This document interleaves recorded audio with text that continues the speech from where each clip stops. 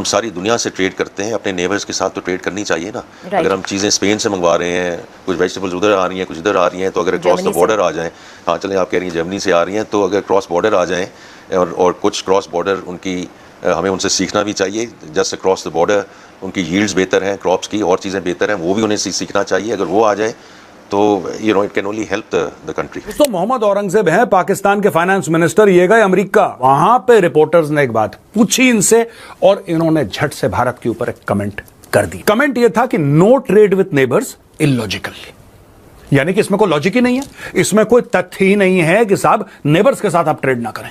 Neighbours के साथ तो आपको ट्रेड करनी ही चाहिए, करनी ही पड़ेगी। आर्थिक तंगी से बदहाल पाकिस्तान से बड़ी खबर आ रही है। भारत से व्यापार शुरू करेगा पाकिस्तान। महंगाई और बाढ़ की वजह से भारत से करेंगे व्यापार। पाकिस्तान और पाकिस्तान के फाइनेंस मिनिस्टर इंडिया से ट्रेड चाहते हैं। अब आप कहेंगे कि उन्होंने तो भारत का नाम ही नहीं लिया। तो भाई जब आप नेबर्स की बात करते हैं ना, तो आप समझ लें कि आप बात कर रहे हैं इंडिया की। ठीक है ना, आप समझते हैं कि पाकिस्तान और इंडिया में अगर नेबर्स का नाम लिया जाएगा तो उसका मतलब क्या है।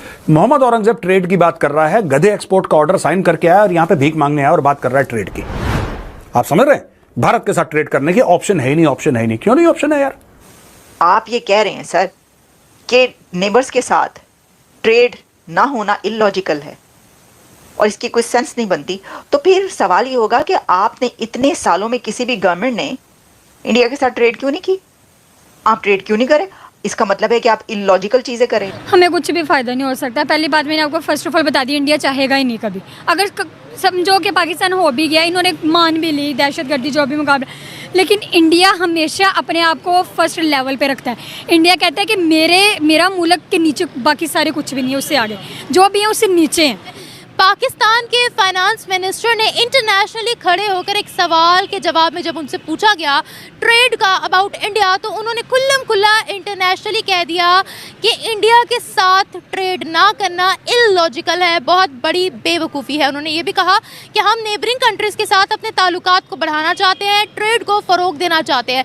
2019 में कश्मीर का मुद्दा दरमियान में रखकर इंडिया के साथ तमाम के तमाम रिश्ते नाते ख़त्म कर दिए गए थे। सबसे पहले ट्रेड को ख़त्म किया गया था, लेकिन उसके बाद काफ़ी ज़्यादा अभी तक हम देख रहे हैं कि रोना धोना चालू है कि ट्रेड को बहाल किया जाए। पहले नवाज शरीफ जो कि पाकिस्तान के एक्स प्राइम मिनिस्टर रह चुके हैं, उन्होंने कहा कि हम मज़ीद 75 साल नहीं अब अपने ख़राब करना चाहते, हम ट्रेड को, अपने ताल्लुकात को इंडिया के साथ बेहतर करना चाहते हैं। अब फाइनेंस मिनिस्टर ने यह स्टेटमेंट दी है। एक तरफ ये कहा जाता है कि हमने ग़ज़वा हिंद लड़नी है, दिल्ली के अंदर जाकर पाकिस्तान का झंडा गाड़ना है, तो पाकिस्तान की आवाम क्या चाहती है कि ट्रेड हो या फिर दिल्ली के अंदर जाकर झंडे गाड़े? आवाम की राय लेते हैं, मिलते हैं वीडियो के एंड पे। मेरा ख्याल है कि नहीं करनी चाहिए इंडिया की साथ, क्योंकि इंडिया और पाकिस्तान का कभी भी कंपैरिजन नहीं हो सकता, किसी भी कीमत पे नहीं हो सकता इंडिया और पाकिस्तान का।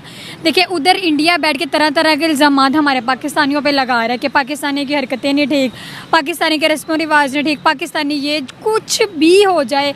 अगर हमारे पाकिस्तान का एक कबूतर तक दूसरे ममालिक चला जाए, वो कहते हैं कि पाकिस्तान का ही आया, चुगली करने आया होगा इनका कबूतर भी।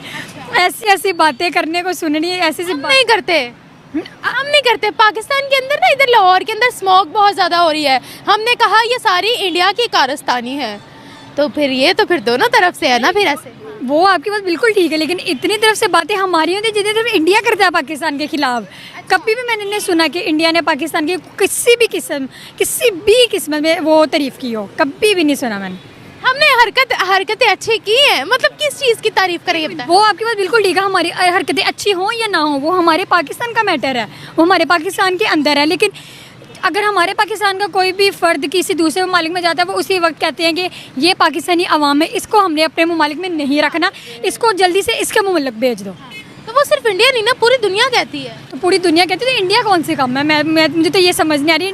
पाकिस्तान के फाइनेंस मिनिस्टर औरंगजेब साहब ने ये कहा है कि ट्रेड विद नेबर्स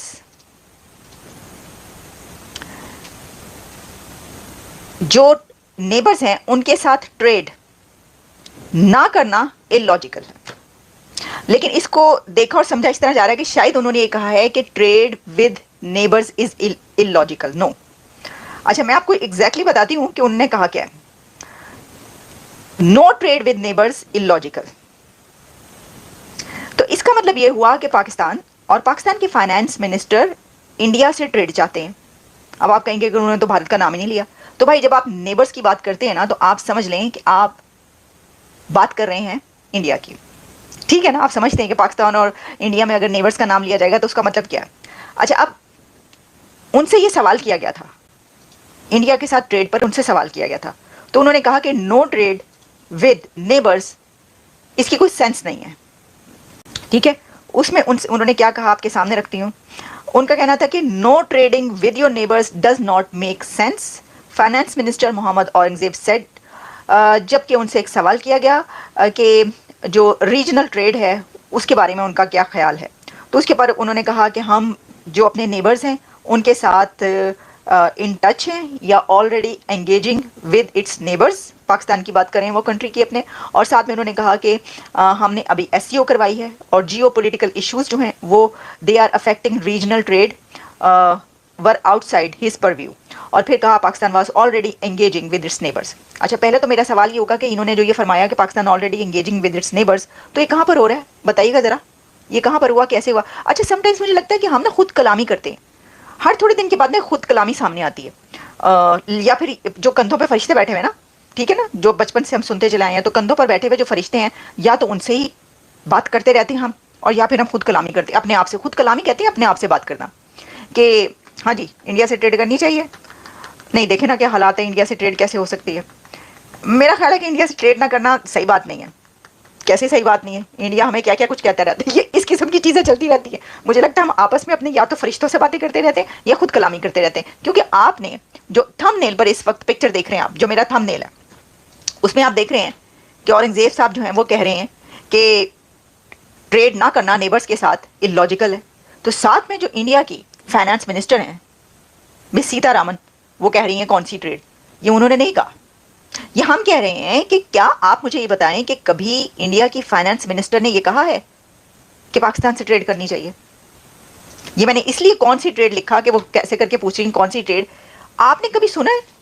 बल्कि ट्रेड की क्या बात आप छोड़ें कि इंडिया के फाइनेंस मिनिस्टर जो हैं सीतारामन, वो कैसे बात करेंगी ट्रेड की पाकिस्तान से। उन्होंने तो कभी पाकिस्तान का नाम ही नहीं लिया, मैंने तो कभी आज तक उनके मुंह से जो है नाम नहीं सुना।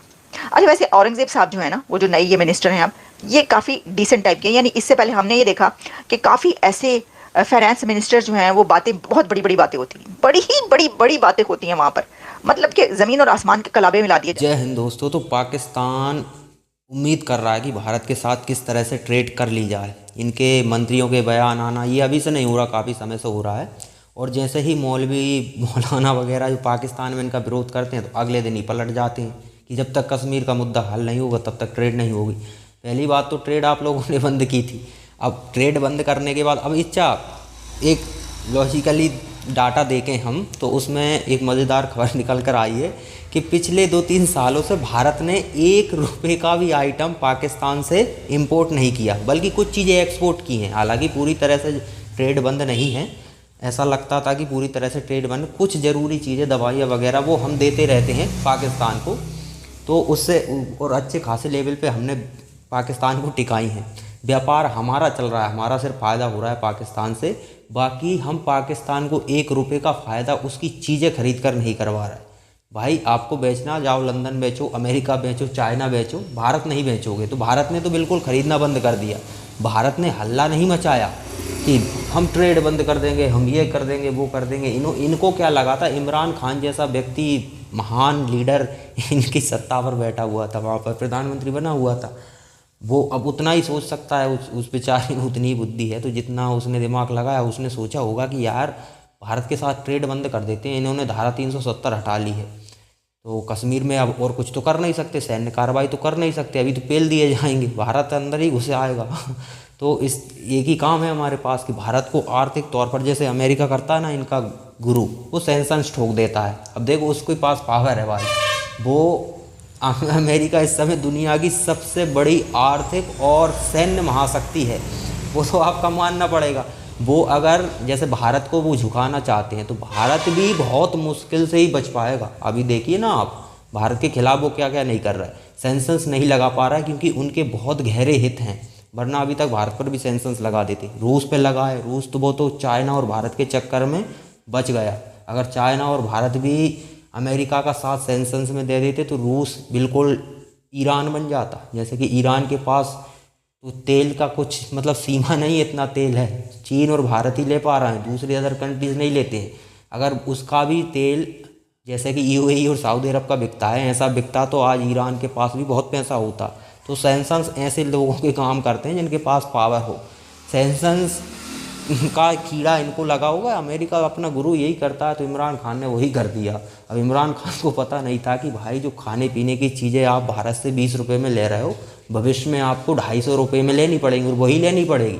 यूएई और सऊदी अरब से भारत का ही माल खरीद रहे हो, इतना घूमकर खरीद रहे हो, डायरेक्ट सस्ता मिल रहा था, अब घूमकर खरीद रहे हो तो बहुत महंगा पड़ रहा है, तुम्हारी बैंड बजी पड़ी है, तो तुम्हें अब दिख रहा है व्यापार। तो अब ये क्या है कि जो लोग देश की सत्ता पर बिठाए जाते हैं वो इतने आगे की नहीं सोचते। जिन लोगों को जनता को जवाब देना होता है वो कोई भी फैसला लेने से पहले बहुत गहराई तक सोचते हैं। अगर चाइना से हम ट्रेड बंद नहीं कर रहे तो उसके पीछे लॉजिक है। अगर हम चाइना से कुछ ऐसी चीज़ें ले रहे हैं जो अगर हम वहाँ से नहीं लेते हमें कई गुना महंगी दूसरी जगह से लेनी पड़ेगी, और उनमें हमारा डायरेक्टली खतरा नहीं है। अब जो जैसे मान लीजिए चाइनीज़ फ़ोन आ रहा है तो एकदम से हम चाइनीज़ फ़ोन बंद नहीं कर सकते, ये तो हमारे लिए बहुत नुकसानदायक हो जाएगा। तो ये काम भारत में बैठे लीडर भी तो कर सकते थे। चाइना जब भी हमारे गलवान हुआ जैसे, तो गलवान होने के बाद इस तरह का एक्शन ले सकते थे, लेकिन उनको भविष्य दिखा था। उन्होंने देखा था कि अगर हम ये फैसले लेते हैं तो भारत पर क्या असर पड़ेगा। मेन चीज़ तो भारत है ना, मुख्य धारा में तो आपको अपना देश रखना पड़ेगा, लेकिन पाकिस्तानी हैं वो तो आ गए सत्ता में, अब उनको आगे ना पीछे का कुछ पता नहीं। अभी अपने लोगों को जवाब देना है तो चलो हमने ट्रेड बंद कर दिया, भारत झुक जाएगा, भारत का बहुत बड़ा नुकसान हो जाएगा। भारत को कोई फर्क ही नहीं पड़ा। जो इकोनॉमी पहले बहुत डाउन की तरफ जा रही थी, बढ़ना तो छोड़िए, आज वो दुनिया में सबसे तेज़ी से बढ़ रही है, दुनिया में सबसे तेज़ी से। अमेरिका, रूस, चाइना जैसी महाशक्तियाँ भी उससे पीछे हैं। तो आपने आर्थिक तौर पर तो कोई नुकसान नहीं पहुंचा पाया, बस अपने आप को पेल लिया।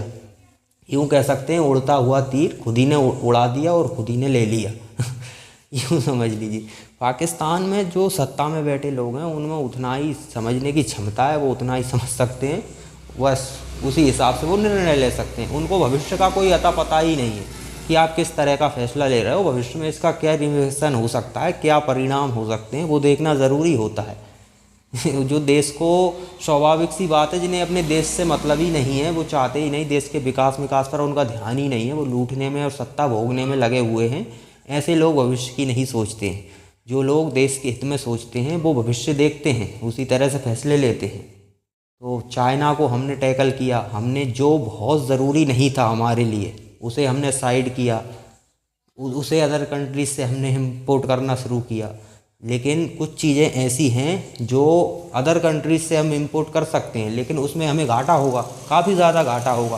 और वो चीज़ें ऐसी नहीं हैं कि जिससे भारत की कुछ जासूसी कर सके चाइना। हाँ, मोबाइल वगैरह ये चीज़ें हैं, लेकिन कुछ और चीज़ें हैं, ये मजबूरी है। आप अपनी कंपनी जब तक भारतीय कंपनी खड़ी नहीं कर लोगे तब तक आप एकदम से ऐसा तो नहीं कर सकते कि चाइना की कंपनी पे बैन लगा दिया। हाँ, फिर एक समय बाद टैरिफ बढ़ा कर उनको साइड कर सकते हो, लेकिन भारत में कंपनियाँ बची कहाँ। चाइना की कंपनियों ने सबको पील दिया था, सबसे पहले माल सस्ता बेच कर भारत की कंपनियां सर्वाइव भी नहीं कर पाई। लेकिन अब उन्हें खड़ा करना पड़ेगा ना, जब वो खड़ी हो जाएंगी तब आप एक्शन ले सकते हो। लेकिन बिना सोचे समझे आप चाइनीज़ मोबाइल पर बैन लगा दीजिए, आपकी जनता को ही नुकसान होने वाला है। एक साथ आप अपनी अर्थव्यवस्था को चोट पहुँचाएँगे, क्योंकि टेक्नोलॉजी के ज़रिए आज भारत इतना निर्भर है टेक्नोलॉजी पर कि टेक्नोलॉजी का एक एक दिन हमारे लिए बहुत भारी पड़ेगा। तो किसी भी देश, अब जैसे गूगल पर हम निर्भर हैं, गूगल अगर मान लीजिए कहता है भारत से काम बंद कर रहे हैं, हालांकि वो बहुत पैसा कमा रहा है, लेकिन अगर वो किसी भी कारण बस कहते हैं काम बंद कर रहा है तो भारत को अल्टरनेटिव तुरंत तैयार करना पड़ेगा और भारत के लिए एक साथ बड़ी मुसीबत खड़ी हो जाएगी। तो ये तो सोचना पड़ता है ना देश की सरकारों को। तो आप जैसी सत्ता में जैसे लोगों को बिठाओगे, हालांकि वो लोग आप ही में से निकल कर आ रहे हैं और आप लोग कितने समझदार हैं ये आपकी वीडियोस देखकर पता चली जाता है।